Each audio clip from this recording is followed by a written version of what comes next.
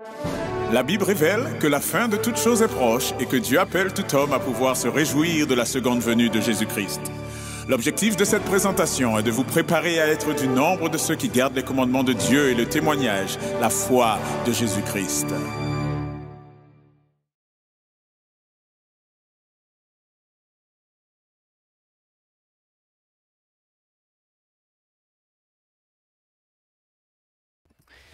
Eh bien, je souhaite à toutes et à tous un très bon sabbat. Que la paix du Seigneur soit sur chacun d'entre nous. Nous allons, afin de pouvoir commencer, invoquer la présence du Seigneur par la prière. Et je vous inviterai, là où c'est possible, à pouvoir vous prosterner pour cela.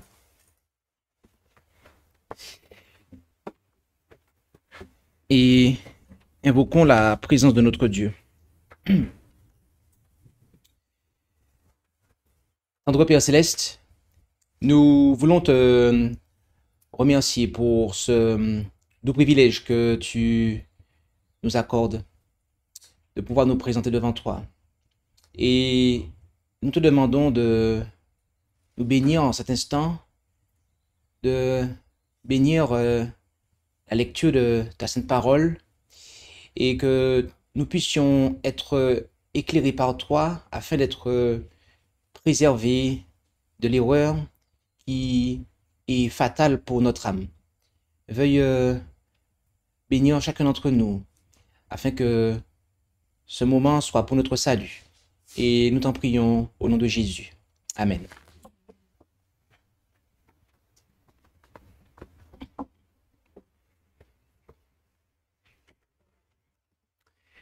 Eh bien, le titre de cette présentation est « Les faux évangiles selon Matthieu, la foi de Jésus corrompu ». Et il s'agit de notre première présentation de notre 6e année sous les signes des temps, donc les signes des temps, volume 6, numéro 1. Et tel est le titre de la présentation de ce matin. Et nous allons introduire ce sujet avec le passage suivant que nous trouvons en 2 Timothée 4, versets 3, 4 et 7, où nous lisons « Car il viendra un temps où les hommes ne souffriront point la saine doctrine, mais où, désireux d'entendre des choses agréables, ils s'amasseront des docteurs selon leur convoitise, et fermeront l'oreille à la vérité, et se tourneront vers des fables. » Verset 7, « J'ai combattu le bon combat, j'ai achevé la course, j'ai gardé la foi. » Notons ici que Paul, en parlant à son collaborateur, un jeune ministre de l'Évangile, Timothée, il lui déclara qu'il viendra un temps où, eh bien, les hommes, en fait, vont s'amasser des docteurs selon leur convoitise et qu'ils vont fermer l'oreille à la vérité pour se tourner vers des fables. Et après, il lui assura qu'il avait gardé la foi. La foi ici est la doctrine de Jésus, d'accord? Lorsqu'on vous parle de la foi de Jésus, cela fait notamment allusion à la foi de Jésus. Et nous avons eu l'occasion de donner une série de présentations relatives à la foi de Jésus, où nous voyons qu'effectivement, il y a la doctrine de Jésus, et ainsi que d'autres choses, et aussi le témoignage de Jésus, qu'est l'esprit de prophétie. Mais nous n'allons pas élaborer davantage dessus. Nous vous laisserons considérer cette série de présentations si ce n'est pas encore le cas.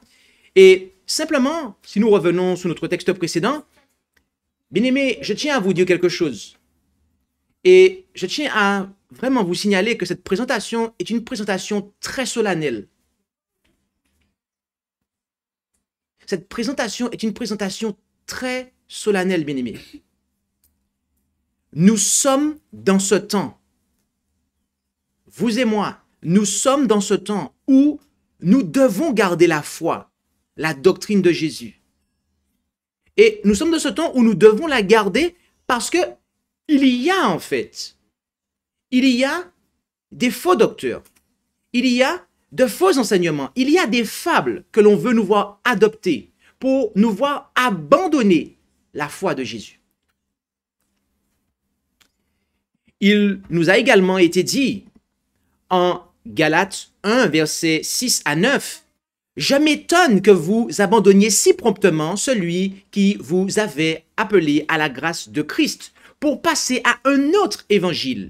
Non qu'il y en ait un autre, mais il y a des gens qui vous troublent et qui veulent pervertir l'évangile de Christ. Mais quand nous-mêmes ou un ange du ciel vous annoncerait un évangile différent de celui que nous vous avons annoncé, qu'il soit anathème. Comme nous l'avons déjà dit, je le dis encore maintenant. Si quelqu'un vous annonce un évangile différent de celui que vous avez reçu, qu'il soit anathème. » Bien-aimé, Paul déclara aux Galates que un évangile différent, un évangile qui diffère de celui que les apôtres nous ont donné, c'est un évangile qui ne peut pas être toléré. Et d'ailleurs, la personne même qui nous l'apporte, on ne peut pas en fait fraterniser avec lui. Cette personne doit être anathème. On ne peut pas fraterniser avec cette personne. Ça ne peut pas dire qu'on ne doit pas aimer cette personne. Mais c'est qu'on ne peut pas fraterniser avec cette personne. On ne peut pas s'associer avec cette personne. Un évangile différent de celui que les apôtres, les saints apôtres de notre Seigneur Jésus-Christ nous ont donné, on ne peut pas le tolérer, bien-aimé. Et il nous a encore été dit en 2 Thessaloniciens 2, versets 2 et 15, et je vais spécifiquement lire des passages dans ces deux versets. « Nous vous prions, frères, de ne pas vous laisser ébranler facilement dans vos pensées et de ne pas vous laisser troubler par quelques inspirations ou par quelques paroles ou quelques lettres qu'on dirait venir de nous. » Je m'arrête là. Verset 15. « C'est pourquoi, frères, demeurez fermes et retenez les enseignements que nous vous avons donnés, soit de vive voix, soit par notre lettre. » Vous savez, je crois que c'était l'année dernière, si ma mémoire est bonne, ou peut-être l'année d'avant, dans une église dont j'ai la charge en tant que ministre, il y avait un service en ligne. Et quelqu'un s'est présenté sur le support virtuel de l'église avec ma photo, avec mon nom et mon prénom. Et les membres de l'église ont cru que le ministre était présent. Alors que il y a un décalage horaire. Cette église se trouve dans la Caraïbe. Et au vu de l'heure qu'il était, si ma mémoire est bonne toujours, il me semble que l'un des administrateurs s'est dit, mais ça ne peut pas être le pasteur qui est là, puisque là, à ce moment-là, il dort. et en fait, ils ont demandé à la personne de se présenter. Ils lui ont demandé de parler. Et la personne s'est déconnectée. Et après, on m'a annoncé la chose. Et j'ai compris qu'il y avait quelqu'un qui essayait de se faire passer pour moi, de manière à utiliser mon influence potentiellement pour faire quelque chose. Et donc, j'ai dû en fait écrire quelque chose que j'ai publié sur tous les supports officiels du ministère, en disant que il y a quelqu'un, en tout cas, on essaye d'usurper mon identité. Mais sachez que lorsque je communique et que je vous envoie des emails, c'est avec une adresse email bien précise, avec un numéro de téléphone bien précis, et que j'ai mis d'ailleurs sur le flyer, et avec les supports en question. Et sachez que lorsque j'interviens sur une webconférence, eh bien, au minimum, je vais parler. Je ne vais pas faire que écrire. Vous allez entendre ma voix. Donc, n'écoutez pas un Jean-Christophe Bollotte sur une webconférence dont vous n'avez pas entendu sa voix, en fait. D'accord? Parce que j'ai une voix bien précise, une voix bien unique, ok? Et au maximum, je vais mettre la caméra comme ce matin, en fait. Et là, on sera sûr que c'est moi, ok? On verra, ok? Quelqu'un qui est métisse, d'accord? Qui est coiffé d'une certaine façon, ok? Avec d'autres caractéristiques, avec une voix bien précise, et vous savez que c'est moi, en fait. Bien aimé, je vous ai raconté ce petit témoignage, c'est pour imprégner la chose suivante qui est très importante. Et malheureusement, j'observe que trop souvent, cette chose-là est oubliée. On ne devrait pas donner crédit à des écrits n'émanant pas de la plume des apôtres. À l'époque même, du vivant même des apôtres, il y avait des personnes qui se faisaient passer pour eux, qui écrivaient des lettres au nom des apôtres et qui faisaient ça circuler en disant oui, c'est un tel qui a écrit ça, de manière à ce que le document puisse avoir en fait de l'importance et que ce qui était mis dedans, la doctrine que l'auteur menteur, ok, l'auteur falsificateur de ce document voulait propager, eh bien puisse se propager avec l'influence des ministres qu'étaient les apôtres. Et les apôtres ont très clairement dit, de ne pas donner de crédit à des lettres que l'on dirait venir d'eux, de se baser sur ce qu'ils leur ont dit de vive voix, mais aussi sur les lettres qu'ils savent que eux-mêmes ont réellement écrit. De ne pas même considérer cela, de ne pas se laisser troubler par ça, en fait. Notez que les apôtres ont averti les croyants. Ils ont pris le temps, Paul a pris le temps de le dire. Et bien aimé, voyez-vous, j'observe que trop souvent, on oublie cela en fait. Et on va donner crédit. On va donner crédit à des évangiles écrits après. Après que les apôtres soient morts. Il y a un évangile, et je vais le dire franchement, un pseudo-évangile, que l'on appelle l'évangile de Matthieu Shem Tov. Je ne sais pas si vous avez déjà entendu parler de cela, mais si ce n'est pas le cas, faites vos recherches sur Internet, car il est assez, on va dire, connu. Ok?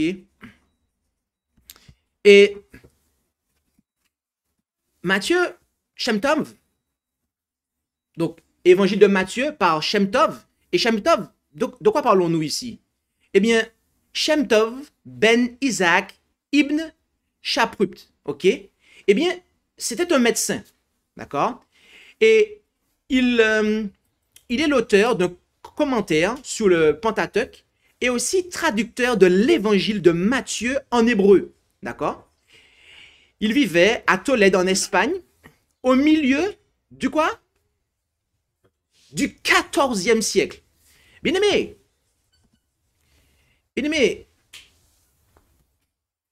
soyons clairs. La date de publication à elle seule devrait suffire pour rejeter cet évangile. Car les apôtres, ils ont vécu à quelle époque en fait? Ils ont vécu durant le 1er siècle en fait. Et lui, il a en fait transcrit en hébreu, soi-disant parce que l'évangile de Matthieu aurait été donné en hébreu. Oui, c'est ce qu'on dit. Les apôtres, c'était des juifs. Donc, ils écrivaient en hébreu. Pourquoi on a des évangiles en grec? C'est quoi cette affaire? Ouais, c'est ce que les gens disent. C'est ce qu'il y en a qui disent. D'accord? Pour rejeter, en fait, les manuscrits grecs. OK? Mais bien aimé, la date à elle seule devrait suffire à ne pas donner crédit à cela. Mais par ailleurs, la traduction elle-même contient les problèmes suivants. Et je vais vraiment passer dessus. Le lien du diaporama vous a été communiqué. Vous allez lire ça tranquillement de votre côté. Mais je vais vraiment présenter 8 points rapidement. D'accord?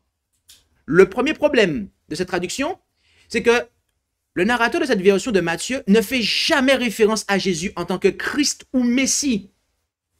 Cette identification ne se trouve que lorsque d'autres l'identifient comme tel. Mais lui-même, lorsqu'il fait une narration, il ne dit jamais Jésus-Christ, alors que les textes que nous avons disent Jésus-Christ. Lui dit simplement Jésus. Deuxième point. Deuxième problème. Le texte montre la préservation des enseignements rabbiniques tels que l'exclusivité. OK? Troisième problème. Il supprime la référence à Jésus qui pardonne les péchés. Quatrième problème. Il rend le temple plus grand que le Christ. Cinquième problème. Il élève Élie comme étant le sauveur. Sixième problème. Il supprime la référence au Fils de Dieu par endroits. Septième problème. La prédication de l'évangile, d'après Matthieu Shem Tov, eh bien, c'est l'antichrist. Oui, vous avez bien entendu. Après cette version, l'antichrist, c'est la prédication de l'évangile. D'ailleurs, c'est assez bizarre que quelqu'un qui est juif, il n'est même pas un chrétien pratiquant, traduise en hébreu un évangile.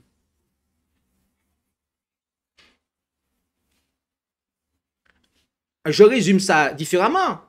Un résumé.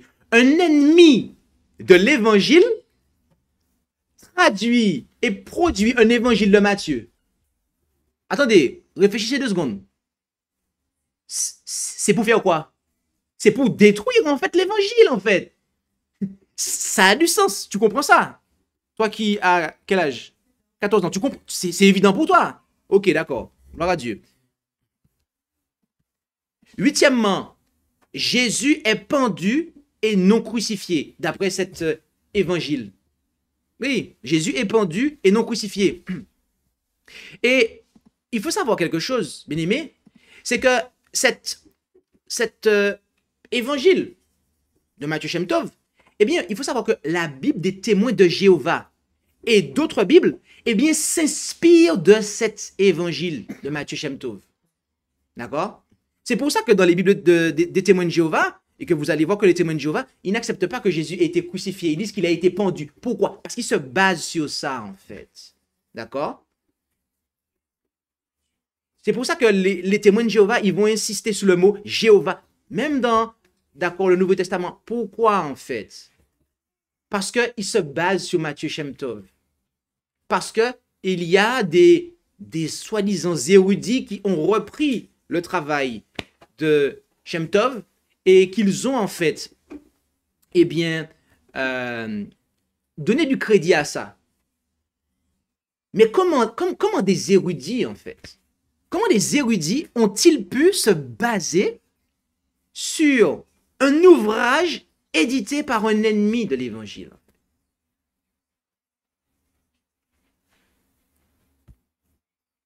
C'est une grande question.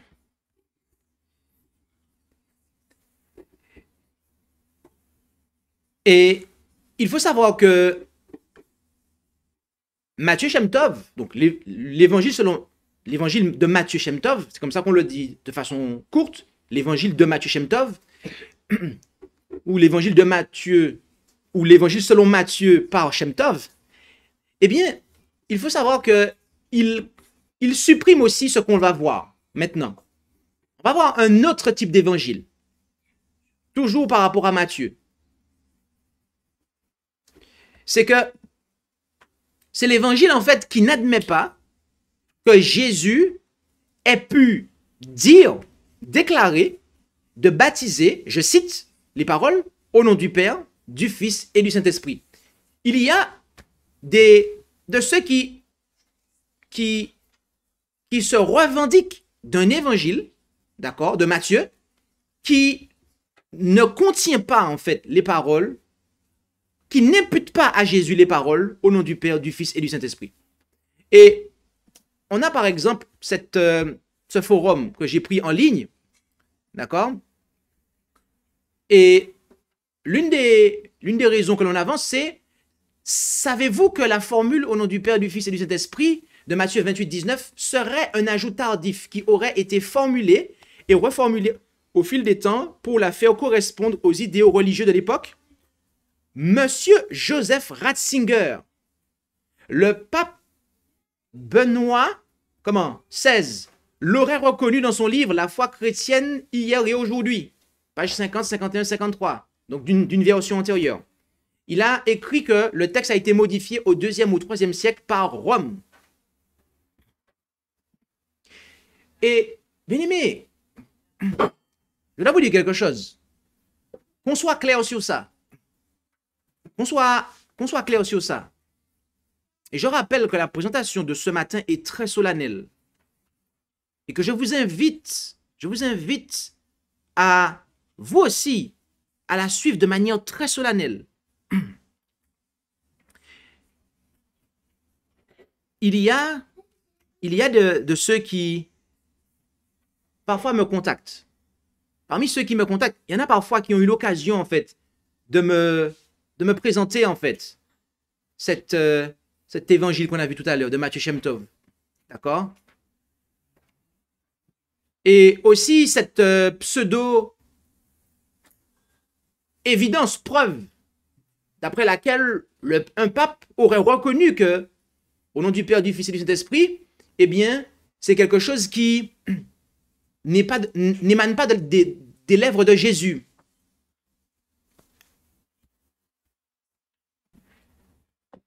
Et je tiens aussi à dire quelque chose, c'est que moi qui vous parle en ce matin, je ne suis pas en fait en faveur de l'enseignement de l'Église, du système catholique, car je ne le trouve pas correct. Et par conséquent, ce qui va suivre ne doit pas être interprété comme une défense en aucune manière de ce que Rome enseigne, mais simplement pour montrer en fait qu'il y a eu une utilisation frauduleuse et malhonnête d'une déclaration du pape Benoît XVI. En effet, je me suis rendu, moi, Jean-Christophe Bolotte, je me suis rendu dans une librairie catholique pour examiner ce livre en personne.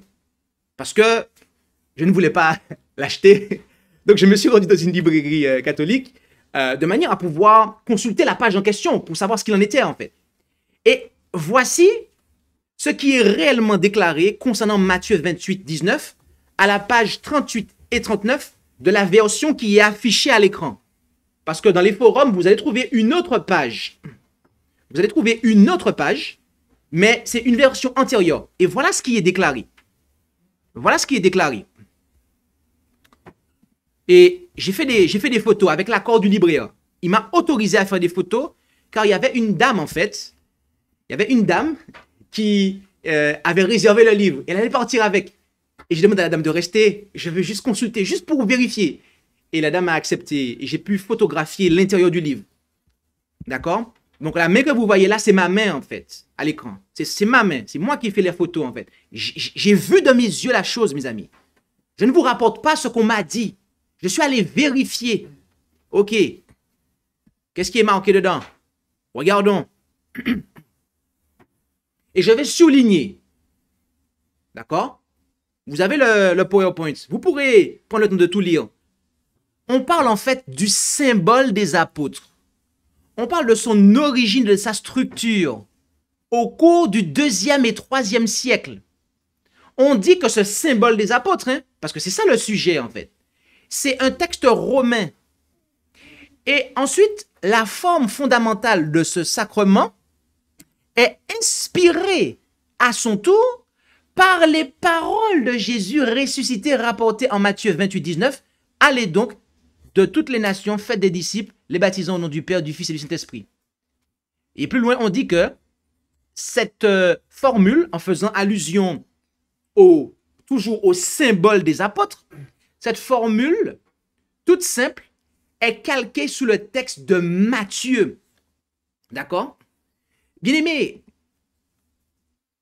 encore une fois,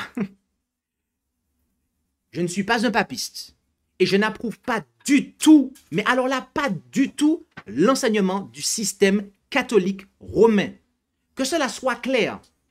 Parce que je considère, sous la base de la parole de Dieu, que la petite corne de Daniel 7, ok, qui persécute et qui blasphème, l'homme de péché, la bête qui monte de la mer, sont des symboles de Rome. Et que le peuple de Dieu ne doit rien, de la Rome papale, et que le peuple de Dieu n'a rien et ne doit rien avoir à faire avec ce système. Et moi, Jean-Christophe Bollock, je vous dis, vous ne devez rien avoir à faire avec ce système et je ne défends pas du tout ce système. Que cela soit clair.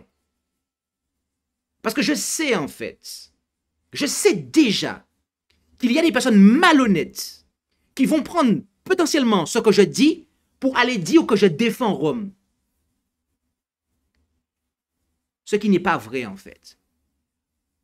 Par contre, moi ce que j'affirme, parce que je l'ai vérifié, il y a des personnes malhonnêtes qui n'ont même pas en fait, qui n'ont même pas compris ce qui est marqué là. Pourquoi? Soit peut-être parce qu'ils n'ont pas fait d'études de français, ou soit parce qu'ils avaient envie de comprendre comme ça les enchantait en fait. Mais en tout cas, il y a une citation, il y a un, on appelle ça, oui, il y a une citation frauduleuse en fait, malhonnête, de ce que le pape Benoît XVI a dit, d'accord? Et il y a de ceux qui malheureusement ne sont même pas allés en librairie catholique pour examiner ce qui était dit en fait. Et qui n'ont fait que gober ce que Internet disait en fait, sans vérifier pour eux-mêmes. Alors qu'en fait, on ne parle pas de ça. C'est quoi le symbole des apôtres en fait, d'après l'Église catholique? C'est ce qu'on appelle le je crois en Dieu en fait. C'est ce qu'on appelle le je crois en Dieu. Quand j'étais enfant, j'ai fait le catéchisme. J'ai été élevé dans l'Église catholique. Je connais ces choses-là. Quand je lis ça, je sais de quoi il s'agit et je vois très bien que on ne parle pas de Matthieu 28, 19 parce que le pape lui-même reconnaît que, en fait, c'est Jésus qui a prononcé ça. Donc, en fait, il y a des fake news à ce niveau, en fait. Ça, c'est une fausse information, c'est une intox, en fait. C'est une intox. Il est manifeste que cette citation a été employée de manière malhonnête par de nombreuses personnes qui rejettent les paroles de Matthieu 28, 19.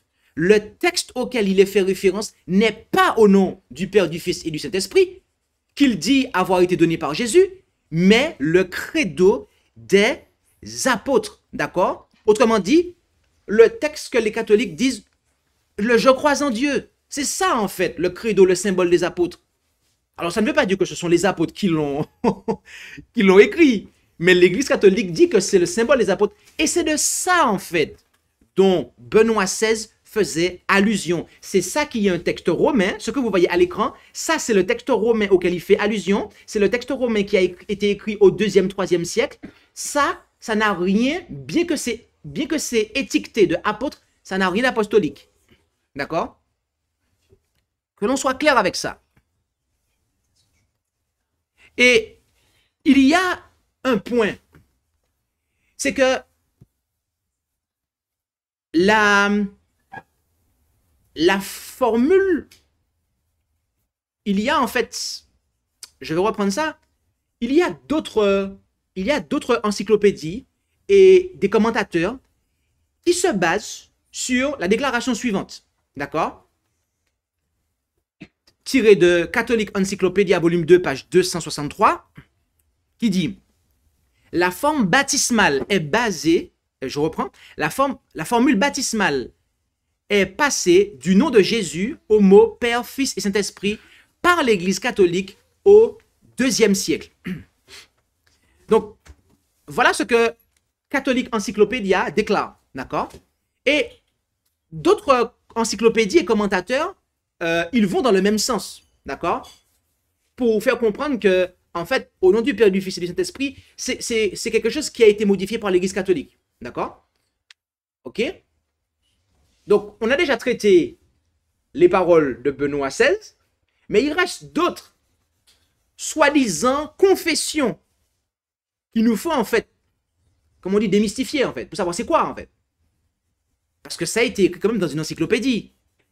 Alors, il faut savoir que cette même encyclopédie cette même encyclopédie-là que vous voyez affichée, dont la référence est affichée, elle déclare que la Didaché, qui connaît ça?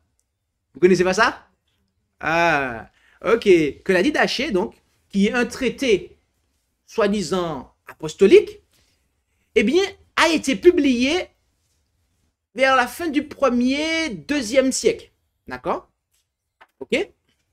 Donc, cette même encyclopédie, regardez bien, suivez bien, hein, cette même encyclopédie déclare que la Didaché, en fait, eh bien, a été publiée en somme avant en fait, que cette soi-disant modification ait été faite. D'accord? Cette encyclopédie, je reprends, déclare que, au nom du Père, du Fils et du Saint-Esprit, a été modifiée par l'Église catholique 2e, 3e siècle, et alors que elle-même, toujours, elle déclare que, avant, la Didaché, en fait, a été publiée. D'accord. Mais, vous savez, c'est vraiment Babylone, tout ça. Parce que dans Babylone, vous savez quoi? Il y a de la confusion, en fait. Parce que, de manière étrange, la Didaché, ce qu'elle dit, eh bien, elle parle de cela, en fait, au nom du Père, du Fils et du Saint-Esprit. Selon la catholique Encyclopédia, l'Église catholique aurait modifié Matthieu 28, 19 au 2e siècle. Pourtant, cette même source affirme également que la Didaché, donc traité chrétien primitif, écrit en grec, koine, qui inclut au nom du Père, du Fils et du Saint-Esprit, a été rédigé au 1er siècle. Regardons ça. La Didaché est un petit livre qui fut écrit vers la fin du 1er siècle. D'accord? Ok? Donc, et qu'est-ce que dit la Didaché, chapitre 7, verset 1? Parce que c'est un petit peu comme une petite Bible. Eh bien, pour ce qui est du baptême, donnez-le de la façon suivante. Après avoir enseigné tout ce qui précède, baptisez au nom du Père, du Fils et du Saint-Esprit dans de l'eau vive. Que cela soit clair.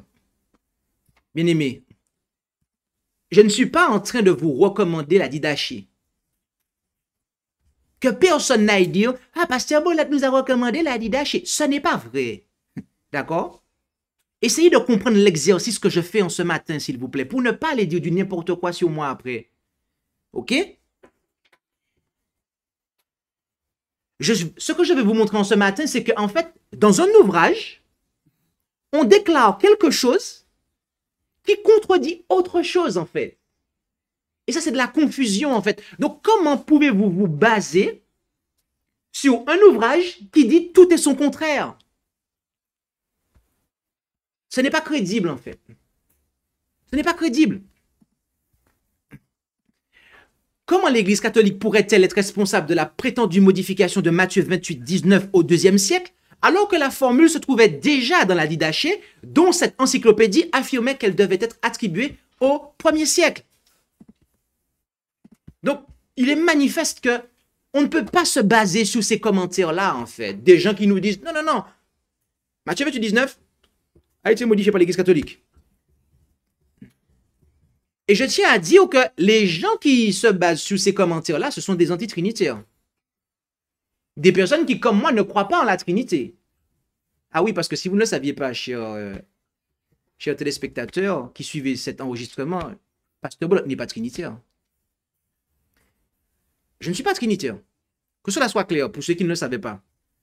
Je ne crois pas du tout en la Trinité. Je crois en Dieu le Père, en Jésus-Christ son Fils, qui est réellement le Fils de Dieu, et que l'Esprit Saint, consolateur, c'est l'Esprit de Jésus. D'accord? Jésus-Christ qui est au ciel, et qui par son Esprit est avec nous par son Esprit. Donc, d'accord? Le Saint-Esprit, c'est l'omniprésence de la divinité, autrement dit. Mais par contre, voyez-vous, je ne peux pas m'associer aux non-trinitaires, en fait, qui se basent sur de faux évangiles. L'évangile selon l'évangile Matthieu Shem Tov, l'évangile qui rejette les paroles de Jésus. Non. Je ne peux pas m'associer à ça, en fait. La position des pionniers de l'adventisme du 7e jour. En Apocalypse 10, versets 10 et 11, on a Jean qui prend le petit livre et qui l'avale. Cela est doux dans sa bouche, mais amer dans ses entrailles. Et après cela, on lui dit, il faut que tu prophétises encore sur un grand nombre de peuples et de nations et de langues et de rois. Et après, on voit que, eh bien, cela va correspondre à la proclamation du message des 3 anges d'Apocalypse 14. Bien-aimés, sachez que l'enseignement corporatif des pionniers de l'adventisme du 7e jour fut l'accomplissement de cette prophétie. D'accord? L'enseignement corporatif des pionniers de l'adventisme du 7e jour fut l'accomplissement de cette prophétie. Et aussi, en Apocalypse 14, versets 6 et 12, 6 à 12, on nous dit qu'il y a un premier ange qui annonce l'évangile éternel. Et au verset 8, il est suivi d'un autre ange. Et au verset 9, un troisième ange. Et qui, à la fin de son message, il dit, ce troisième ange, c'est ici la patience des saints, ce sont ici ceux qui gardent les commandements de Dieu et la foi de Jésus. Bien aimé, les pionniers de l'adventisme du 7e jour ont corporativement annoncé l'évangile éternel et gardé la foi de Jésus. Je reprends ça. Les pionniers de l'adventisme du 7e jour, dont le désappointement avait été prophétisé, annoncé en fait, et qui après ont reçu les paroles, il faut que tu prophétises. Ils ont annoncé l'évangile éternel et gardé la foi de Jésus. Et quand on dit que vous avez gardé la foi de Jésus, c'est que vous avez gardé la doctrine de Jésus. L'évangile éternel est synonyme de la foi de Jésus, de doctrine de Jésus. D'accord? Donc, ils ont annoncé l'évangile éternel et gardé la foi de Jésus. Ils l'ont annoncé et gardé. Amen. Que dit la messagère par rapport à ça? Au point que nous avons discuté là, ce matin. Ok. Luther s'est appliqué avec diligence à l'étude des langues anciennes, en particulier le grec et l'hébreu, afin d'étudier la parole de Dieu dans les langues d'origine. L'inspiration nous dit que le grec et l'hébreu sont les langues d'origine de la parole de Dieu. Le grec et l'hébreu sont les langues d'origine de la parole de Dieu, bien-aimés. N'écoutez pas les gens qui vous disent que non, non, non, non.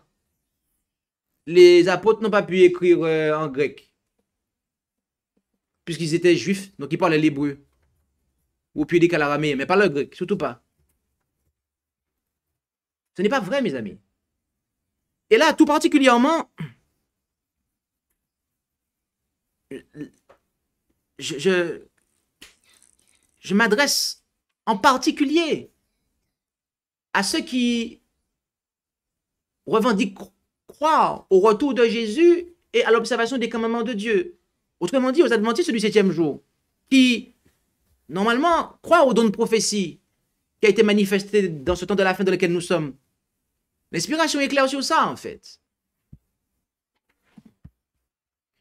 Encore, en 1516, un an avant l'apparition des thèses de Luther, Erasme éditait sa version grecque et latine du Nouveau Testament. Notez bien cela. Version grecque du Nouveau Testament. Et elle continue. C'était la première fois que la parole de Dieu était imprimée dans la langue originale. Amen. Bien-aimé, le grec est la langue d'origine du Nouveau Testament. Et permettez-moi de vous rappeler que Matthieu, l'évangile selon Matthieu, se trouve dans le Nouveau Testament. Donc, ne laissez personne venir vous dire, raison de plus avec ce que nous voyons là, ne laissez personne venir vous dire que non, non, non, non, non. Il faut se fier d'abord à l'évangile de Matthieu en hébreu. On a vu tout à l'heure comment on peut se fier à un évangile écrit au XIVe siècle. Ça n'a pas de sens. En plus, dont son auteur ou traducteur est un ennemi de la foi de Jésus, en fait. Ça n'a pas de sens.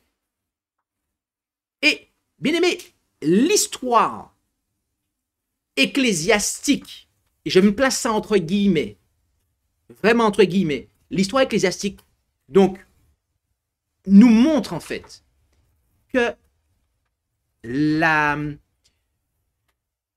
Nouveau Testament, les textes originaux, ce sont bel et bien des textes en grec, mes amis.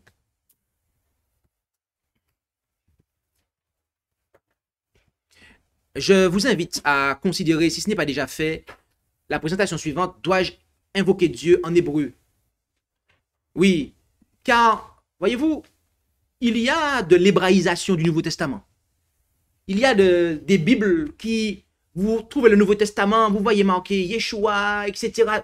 Plein de mots hébreux, en fait. Alors que ce n'est pas le cas. Ça, c'est des choses qui ont été faites après. De manière à pouvoir hébraïser, en fait, le Nouveau Testament. De manière à pouvoir le judaïser, en fait. Mais mes amis, c'est de la falsification, en fait. On n'a aucune obligation de dire Yeshua, en fait. On n'a aucune obligation de dire Shabbat. On n'a aucune obligation de dire ça, en fait. Parce que les apôtres eux-mêmes n'ont pas obligé les Grecs, n'ont pas obligé les païens à parler l'hébreu, à appeler Dieu en hébreu, ou etc. d'hébreu, en fait. Non.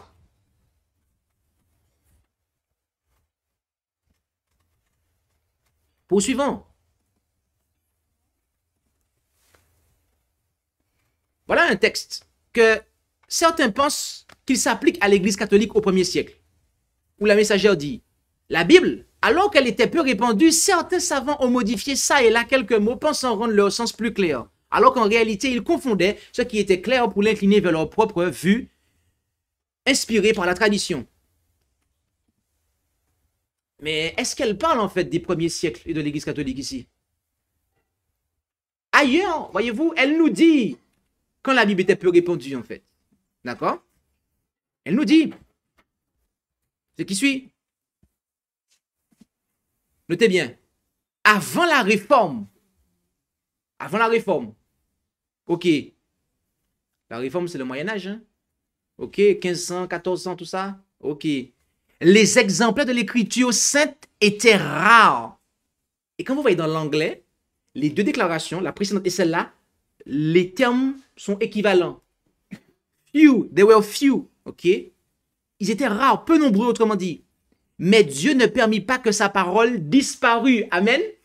Dieu n'a pas permis que sa parole disparaisse, mes amis. En 1516, un an avant l'apparition des thèses de Luther, Erasme éditait sa version grecque et latine du Nouveau Testament. C'était la première fois que la parole de Dieu était imprimée dans la langue originale. Ça, on l'a lu. Mais poursuivons, parce que la suite, tout à l'heure, je ne vous l'ai pas présentée. Dans ce travail, le travail d'Erasme, autrement dit Erasmus, d'accord? Un bon nombre d'erreurs des anciennes versions étaient corrigées. Et le sens du texte était plus clairement rendu. D'accord? Donc, notez que Erasme a corrigé, en fait, d'accord, toutes les... Pas toutes, mais en tout cas, elle dit un bon nombre d'erreurs. Donc, bien aimé, ce que je veux vous montrer par là, c'est que cela s'appliquait à l'époque de la Réforme. D'accord? Et ce qu'on va voir, c'est qu'en fait, c'est lorsqu'il y a eu des traductions, en fait. Parce que ce qu'on va découvrir, vous et moi, dans quelques instants, c'est que Dieu, en fait, a préservé sa parole. Mais avant d'aller sur ce point-là, on a vu qu'il y avait deux choses. L'évangile selon Matthieu Shem Tov, autrement dit l'évangile en hébreu, et l'évangile qui bannit Matthieu 28, 19, notamment les paroles prononcées par Jésus. Voici un numéro du journal mensuel que nous publions qui contient en fait, qui est une compilation montrant en fait que les pionniers de l'adventisme du 7e jour, le corps des pionniers de l'adventisme du 7e jour, était unanime quant à la validité des paroles au nom du Père, du Fils et du Saint-Esprit. D'accord? Et vous pouvez le consulter. Cela ne doit plus être un secret pour personne. Il y a de ceux qui des non-trinitaires qui viennent me voir, qui me disent, non mais ce texte-là a été ajouté par l'Église catholique. Et Matthieu Shem Tov le prouve. Et le pape le reconnaît, etc. Mes amis, tout cela c'est faux en fait. Tout cela c'est faux en fait. Et je tiens à le dire franchement. Et je le dis franchement avec beaucoup d'amour et un désir sincère de voir tous ces non-trinitaires sortir de ça en fait.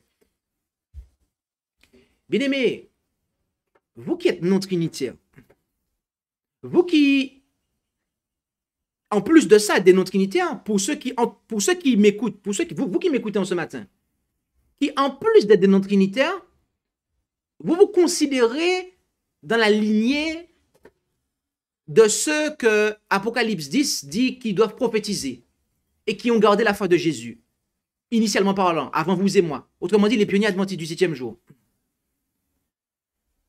Comment pouvons-nous, consciemment, en toute bonne conscience, dire que nous poursuivons le travail, l'œuvre des pionniers et que par rapport à l'inspiration de Matthieu 28, notre position diffère des pionniers en fait.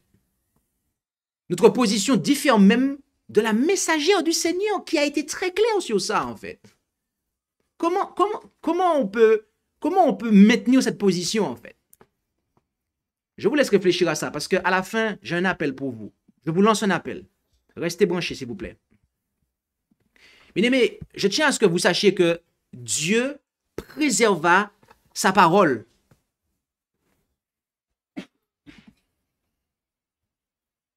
On m'a pas entendu, c'est pas possible. J'ai pas eu d'amen pour ça en fait. Mes amis, Dieu a préservé sa parole en fait. Dieu a préservé sa parole. Il est dit en Psaume 119, verset 105, « Ta parole est une lampe à mon pied, une lumière sur mon sentier. » Notez que la lampe qui éclaire, d'accord, l'instrument qui éclaire, eh bien, est un symbole de la parole de Dieu. Et en Apocalypse 11, versets 3, 4, 7, 8, 10 à 12, il est dit, « Et je donnerai à mes 2 témoins de prophétiser, vêtus de sacs durant 1260 jours. » Autrement dit, de 538 à 1798. Ce sont les 2 oliviers et les 2 chandeliers qui se tiennent en présence du Seigneur de la terre.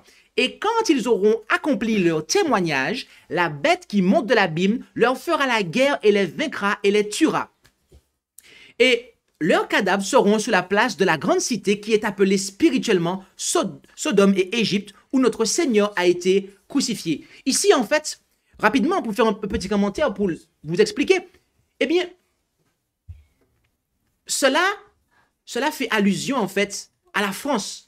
À la France qui a, eh bien, rejeté la parole de Dieu, en fait. D'accord? Les 2 témoins, d'accord? Les 2 oliviers, les 2 chandeliers, en fait. Et après, il est dit, et les habitants de la terre se réjouiront à leur sujet et s'abandonneront à la joie et s'enverront des présents les uns aux autres parce que ces 2 prophètes auront torturé les habitants de la terre. Mais, il est dit, mais après ces 3 jours et demi, l'esprit de vie envoyé de Dieu entra en eux et ils se relevèrent sur leurs pieds. Et une grande crainte saisit ceux qui les virent. Et ils entendirent une grande voix du ciel qui leur disait, « Montez ici. » Et ils montèrent au ciel dans une nuée et leurs ennemis les virent. Bien-aimés, nous avons la parole prophétique. Dieu, dans la prophétie biblique, nous fait savoir que la Bible, et je vais placer quelque chose que je vais prouver plus tard, que les 66 livres de la Bible, ceux de l'Ancien et du Nouveau Testament, ce sont toujours de vrais témoins. Cette prophétie que nous avons en Apocalypse 11 nous montre que Dieu a préservé sa parole durant la période de la suprématie de la papauté. Vous comprenez? Durant la suprématie papale, Dieu, amen, alléluia, a préservé sa parole. Et encore après, même après que notre pays, la France, notre nation, eh bien, et fait des autodafés de la parole de Dieu. OK? Et brûler la parole de Dieu. Et élever la déesse raison à la place du culte de Dieu. Eh bien, même après cela, Dieu, il a préservé sa parole. En effet, le verset 12 dit, « Et ils montèrent au ciel dans une nuée, et leurs ennemis les virent. » Ça montre bien que après on a eu l'expansion eh bien, des sociétés d'édition de la Bible, en fait. La Bible, sa publication est repartie de plus belle, en fait. La prophétie, mes amis, la parole de Dieu nous montre que, eh bien, l'Ancien et le Nouveau Testament, l'Ancien Testament écrit en hébreu, le Nouveau Testament écrit en grec, ce sont de vrais témoins. Et un vrai témoin, mes amis, vous pouvez vous fier à lui. Amen. Un vrai témoin, vous pouvez vous fier à lui, mes amis. Oh oui. Il nous a été dit, les manuscrits des Écritures hébraïques et grecques ont été préservés à travers les âges par un miracle de Dieu. Amen.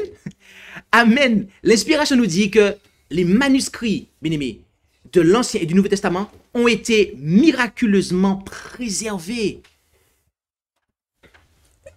Comment pouvons-nous en fait donner crédit à ceux qui nous disent que non, tel verset a été ajouté, tel verset a été modifié? Les manuscrits, mes amis, peut-être que les traductions, on a mis telle ou telle chose. On a traduit. Martin a traduit, plutôt que de mettre le au jour du Seigneur, il a mis le jour du dimanche. Mais le manuscrit, mes amis, dit bien au jour du Seigneur. Et le manuscrit est correct. D'accord? Les manuscrits ont été préservés.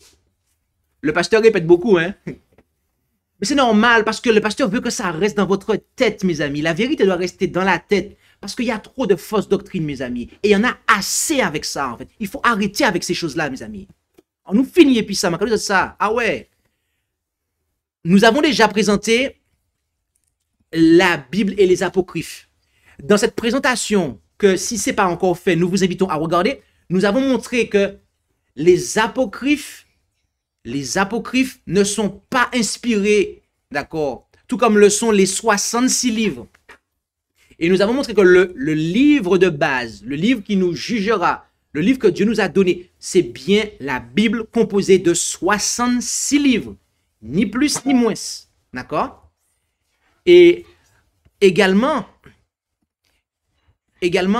on a eu l'occasion de faire cette présentation, la Bible authentique, quelle version?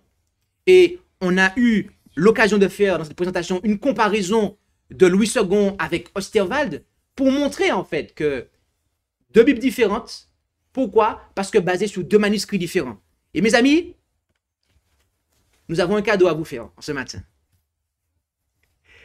Nous avons un cadeau à vous faire. Et je vous partage ce cadeau parce qu'on me l'a partagé. D'accord?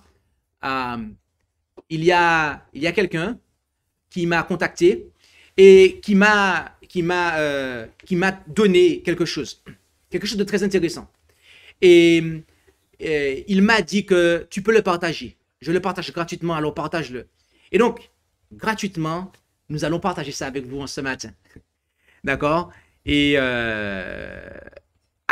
donc, c'est donc avec l'aimable autorisation, d'accord, de Serge Leclerc, que je vais partager ça avec vous.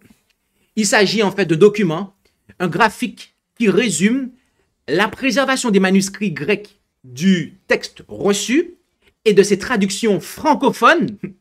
Et deuxièmement, l'histoire des manuscrits grecs du texte minoritaire et de ses traductions francophones. D'accord? Vous pouvez aller dans le lien en bas. Vous pouvez le télécharger gratuitement ou vous pouvez aussi le commander au format papier et on va vous le faire parvenir si vous voulez du papier. Bref. Mais le fait est que dedans, en fait, il retrace vraiment toutes les Bibles connues, en fait, qui sont basées sur le texte minoritaire. Donc, autrement dit, les textes du Vaticanus Sinaiticus et le texte, et tout ce qui est issu du texte reçu, majoritaire. Donc, tout ce qui est Osterwald, Martin Et ça retrace bien, ça reprend bien. Et c'est pour ça que je voulais partager ça avec vous et que je voulais vous transmettre ce cadeau qu'on m'a fait. Et donc, ça porte spécifiquement sur le Nouveau Testament, d'accord? Donc, ça ne porte pas sur la partie de l'Ancien Testament, mais ça porte spécifiquement sur le Nouveau Testament, d'accord?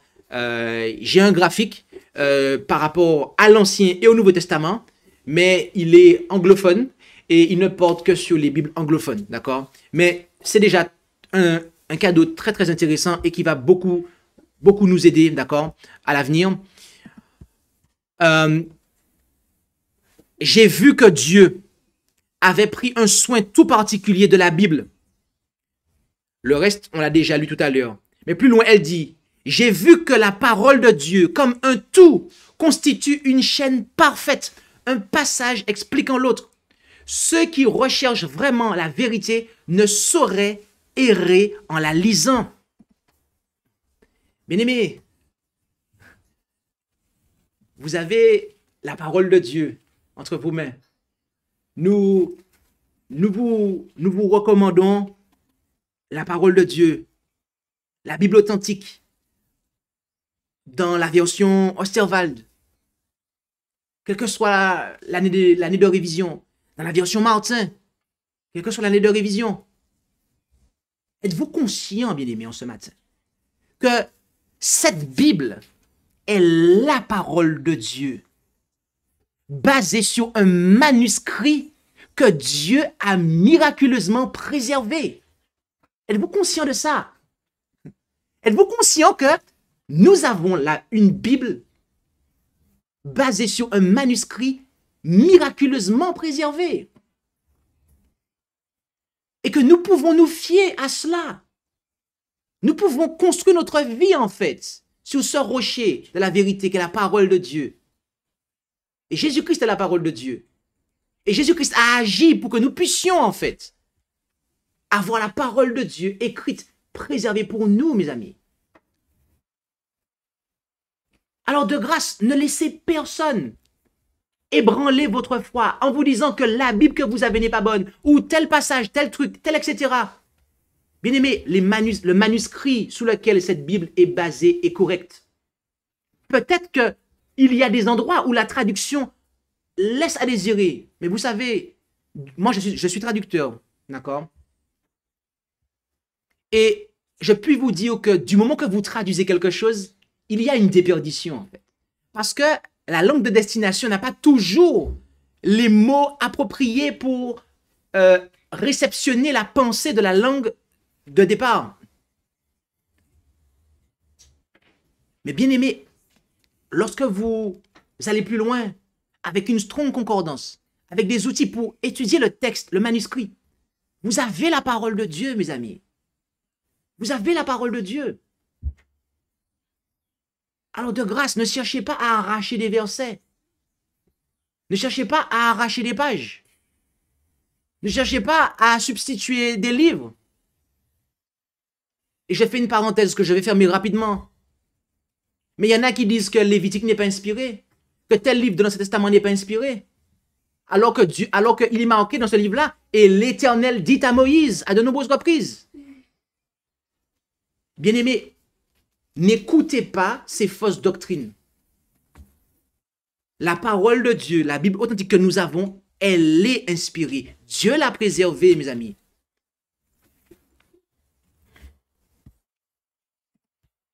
En conclusion, un avertissement, mes amis. Il nous a été dit en Deutéronome 4, verset 2, « Vous n'ajouterez rien à la parole que je vous prescris, et vous n'en diminuerez rien. » Pourquoi, en fait, il est dit ça, en fait? C'est parce que, voyez-vous, si on ajoute, ou qu'on retranche de la parole de Dieu, eh bien, on ne pourra pas observer les commandements de l'Éternel, les commandements qu'il nous a prescrits. Si nous ajoutons ou que nous retranchons à l'Évangile, à la foi de Jésus, la doctrine de Jésus, nous ne serons pas capables d'observer les commandements de Dieu, bien-aimés. Parce que vous ne pouvez pas observer les commandements de Dieu alors que, en fait, vous avez falsifié la foi de Jésus, en fait. Et encore, en Proverbe 30, verset 6, n'ajoute rien à ces paroles, de peur qu'ils ne te reprennent et que tu ne sois trouvé menteur. Bien-aimé, la présentation de ce matin, je suis conscient que c'est un reproche pour de nombreux non-trinitaires. J'en ai pleinement conscience. Et nous avons été persécutés, en fait, par rapport à notre position, par rapport à Matthieu 28, 19. Lorsque nous avons dit que non, c'est un texte qui est de Jésus. Cette expression est sortie de la bouche de Jésus, en fait. Ce n'est pas un ajout. Nous avons été persécutés pour ça, en fait. Mais je tiens à dire à nos détracteurs,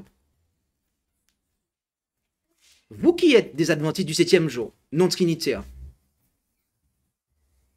malheureusement, l'évidence prouve que vous n'êtes pas en conformité avec le témoignage de Jésus, qui est l'esprit de prophétie. Et l'évidence prouve que si vous persistez ainsi, vous serez véritablement trouvé menteur au jour du jugement, en fait. Et si au jour du jugement, vous êtes trouvé menteur, regardez ce qui va se passer en Apocalypse. Apocalypse 22, verset 19. Et si quelqu'un retranche des paroles, oui, comme certains aiment retrancher des paroles. Ah non, ce passage-là, non, c'est pas inspiré. Ou il y en a qui retranchent des livres carrément, en fait, et qui veulent mettre à la place un livre en hébreu. Si quelqu'un retranche les paroles du livre de cette prophétie, Dieu retranchera sa part du livre de vie et de la sainte cité et des choses qui sont écrites dans ce livre. Bien-aimé, ce n'est pas une petite chose, en fait, que de faire ça, en fait, que de retrancher. Ce n'est pas une petite chose que de faire ça, en fait. Et, voyez-vous, il nous a été dit que les 144 000 en Apocalypse 14, versets 1, 4 et 5 ne se sont point souillés avec les femmes. Il ne s'est point trouvé de fraude, c'est-à-dire de mensonge dans leur bouche. Et au chapitre 7 et au verset 3 et 4, on nous dit que ces mêmes 144 000 là, eh bien, ils sont marqués au front du sceau du Dieu vivant. Bien-aimé, le scellement des 144 000 a commencé à partir de quand? Le scellement des 144 000 a commencé à partir du moment que Jésus-Christ est entré dans le lieu très saint du sanctuaire céleste. Nous sommes dans cette période de temps-là, mes amis, où nous devons tout faire pour faire partie des 144 000. Or, voyez-vous, les 144 000, ils ne se sont point souillés avec les femmes. Autrement dit, les 144 000 ne boivent pas à la citerne des témoins de Jéhovah. Ils ne boivent pas à la citerne de Matthieu Shem Tov. Ils ne boivent pas à la citerne des églises qui disent que Matthieu 28, 19 pour sûr, a été modifié. Et nous en sommes convaincus. Non, les 144 000 ne boivent pas à cette citerne-là. Vous savez pourquoi? Vous savez pourquoi? Parce que les pionniers, en fait, du mouvement adventiste, les pionniers, les prédicateurs pionniers des messages des trois anges, qui ont corporativement gardé les commandements de Dieu et la foi de Jésus, ils n'ont jamais adhéré à Matthieu Shem Tov, d'accord?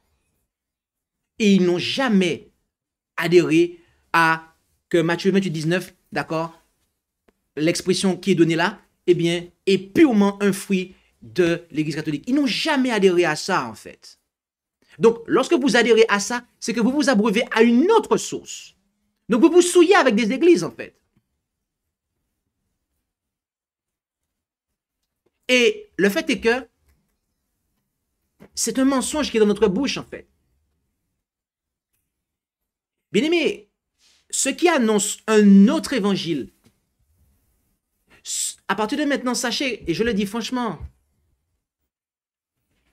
malgré ces évidences-là, en fait, si, malgré ces évidences, des choses qui sont claires, limpides, s'il y en a qui décide de persister à adhérer à l'évangile de Matthieu Shem Tov, à un évangile tronqué en Matthieu 28, 19, ceux qui prennent cette décision, ils prennent la décision de se souiller avec des femmes, ils prennent la décision de mentir, et malheureusement, ils ne seront pas scellés en fait.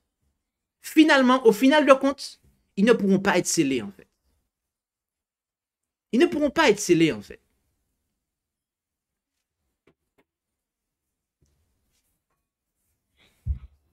Je vous dis que, je vous ai averti, le message de ce matin est très solennel.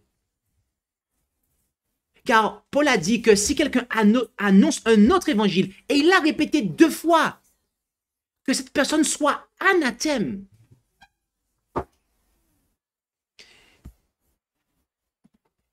Bien-aimés, nous vivons dans ce temps où de faux évangiles sont annoncés. Et il nous convient de garder la foi de Jésus. Nous avons une foi de Jésus qui nous a été transmise. Nous avons un évangile, un enseignement qui nous a été transmis. Dieu a opéré de façon miraculeuse, de façon à ce que nous puissions avoir sa sainte parole dans sa pureté. Et si nous l'étudions, mes amis, cette sainte parole, nous n'allons pas errer, nous n'allons pas nous égarer. Maintenant, la question est de savoir, allons-nous étudier cette sainte parole? Allons-nous nous y accrocher? Étant convaincus aujourd'hui, pour ceux qui le sont, pour ceux qui ne s'en diocèsent pas par rapport à ce message, étant convaincus que la Bible que vous avez entre vos mains, elle est traduite à partir d'un bon manuscrit, et de ce fait que c'est une Bible authentique que vous avez, allez-vous garder la foi de Jésus? Allez-vous persévérer face à tous ces vents de doctrine, face à tous ces arracheurs de versets et de pages? Bien-aimés, sachez que j'ai pris la décision, quant à moi, que moi et ma maison, nous servirons l'Éternel. Moi et ma maison, nous servirons l'Éternel. Et donc, vous êtes invités, mes amis, à vous aussi, à vous accrocher. Car autrement, si vous ne vous accrochez pas à cela, c'est une foi de Jésus qui est corrompue. Un évangile qui est corrompu. Or, ceux qui ne prennent pas la marque de la bête et de son image, ils gardent les commandements de Dieu et la foi de Jésus. Oh oui, mes amis. Oh oui. La conclusion est très claire. Si vous avez une foi qui n'est pas pure, qui n'est pas la foi de Jésus, si vous n'avez pas l'enseignement de Jésus, vous ne pouvez pas tenir devant la bête et son image, mes amis. Vous n'êtes pas prêts pour la fin des temps.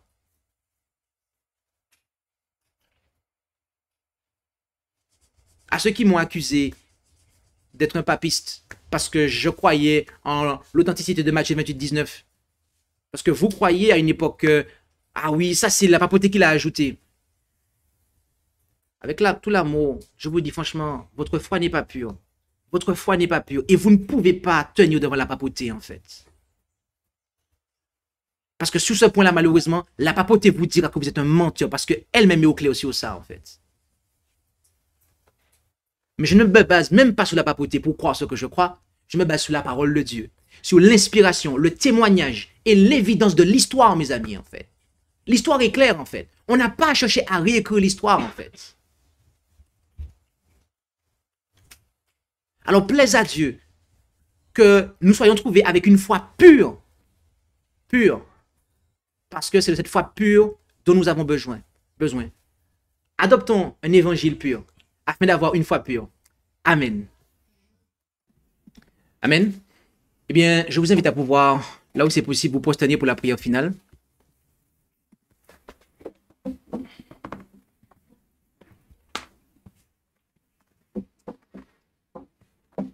Notre Dieu, notre Père Céleste, nous voulons te remercier pour ton immense amour, car tu veux le salut de notre âme.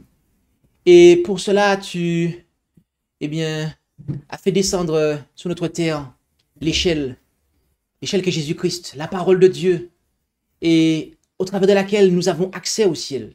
Tu nous as envoyé ton Fils. Tu nous as donné ta parole, la parole qui a été faite chair. Tu as inspiré des saints hommes qui, sous l'inspiration, ont écrit. Et ces écritures sont véritablement ta parole qui a été faite chair. Et nous savons que tu as agi miraculeusement pour que nous puissions aujourd'hui, alors que nous vivons dans les derniers instants de l'histoire de cette terre, que nous puissions avoir de manière préservée, de manière quasi intacte ta sainte parole, pour que nous puissions la lire, l'étudier, afin de pouvoir être sanctifiés par cette parole. Merci Père Céleste de nous enlever tout doute quant à l'authenticité de ta parole, quant au fait qu'elle a été préservée et que nous pouvons construire sur ce rocher notre vie, notre expérience, bâtir un caractère qui subsistera pour l'éternité. Et, notre Père Céleste, tu nous invites à tenir ferme pour cet évangile qui nous a été donné.